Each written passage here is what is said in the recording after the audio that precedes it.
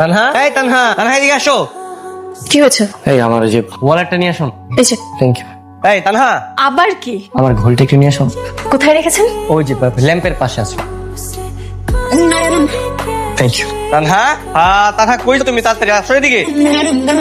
কি সমস্যা? আমি রেডি হব না নাকি আজকে আমি অফিসে যাব না? এই গলা নামে কথা বলো। এটা তোমার অফিস না, এটা তোমার শ্বশুর বাড়ি। আর এখানে হচ্ছে আমি তোমার বস। আমি যা বলবো সেটা করতে হবে। বাসায় খুব বাহাদুরি, তাই আজকে চলেন অফিসে। কিভাবে সাইজ করতে হয় আমারও জানা আছে।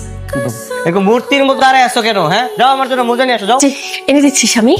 কি রে হাফিজ, তুই বৌমাকে এভাবে জ্বালাচ্ছিস কেন? আর বইলো না, মা অফিসে গেলে আমার যে পরিমাণ প্যারা দেয়, সারাদিন শুধু কাজের প্রেশার দেয়। তাই আমি ভাবছি বাসাতে ওরে আমি কাজের প্রেশার। এই যে নেন, ওরে সুন্দর করে অফিসে চলে আস। আমার লেট হয়ে যাচ্ছে, আমি গেলাম। আসি মা, যাও। এই এই তানহা, তানহা দাঁড়াও। অফিসের মধ্যে আমি তোমার সিনিয়র, তো আমি সিনিয়র হয়ে তোমার সাথে যেতে পারবো। আরে বাবা, আজকে অন্তত নিয়ে যাও। অফিসের আগে আগে আমাকে নামাই দিও। সরি, তুমি অন্য রিক্সা দেখে নাও। এই এই তানহা দাঁড়াও, দাঁড়াও। স্যার আপনি এখন আসছেন? ম্যাডাম আপনাকে 2 বার খুঁজছে। মাত্র 10 মিনিট লেট হয়েছে, তার মধ্যে 2 বার খোঁজা শেষ। আচ্ছা তুমি ওনাকে বলো আমি আসতেছি। স্যার আজকে ম্যাডামের যে মাথা গরম, তো কোথাও না যায় এখনই ম্যাডামের কাছে যান। সরি, একটু লেট হয়ে গেল। কি ব্যাপার? আপনি বিনা অনুমতিতে আমার রুমে কেন প্রবেশ করেছেন? সরি, আমি আবার প্রথম থেকে শুরু করছি।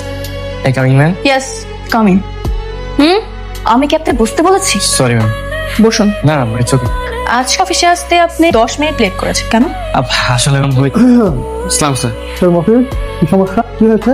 স্যার উনি আজকে অফিসে আসতে 10 মিনিট লেট করেছেন। লেট কেন হয়েছে? কি বলবে? রান্না করেছি, বাজার করে, ব্যাচেলার মানুষ, তাই না? এটা না, ওনাকে সকল তাকে রিটার্নিং লেটার ধরিয়ে দেয়। ওনার মতো একটা এমপ্লয়ি গেলে আমার 10টা এমপ্লয়ি আসবে, আমার কোনো সমস্যা নাই। সরি সরি স্যার, আর হবে স্যার। স্যার আপনাকে গাধা নাকি? আমার কসম খাচ্ছেন কেন? ভুলে গেছি স্যার, আমার কসম করে বলতে স্যার হবে না। ঠিক আছে মিস্টার হ্যাঁ, ওনার মতো ওনাকে ক্ষমা করে দেন। ওনার কাজের প্রেশার 10 গুণ বাড়ায় দিবেন। এই কাজের প্রেশারে ওনার শাস্তি। ওকে? কি রে বাবা, তোর আসতে এত দেরি হলো যে? কোথায় ছিলি? কই আবার অফিস? কিন্তু বৌমা তো সে কখন চলে আসছে, তোর এত দেরি হলো কেন? এটা তোমার বৌমাকে জিজ্ঞেস করো না, আমাকে এক গাদা কাজ দিয়ে অফিসে বসিয়ে রেখে আসে। কি বলিস? এই 11টা পর্যন্ত বৌমা তোকে কাজ করিয়েছে?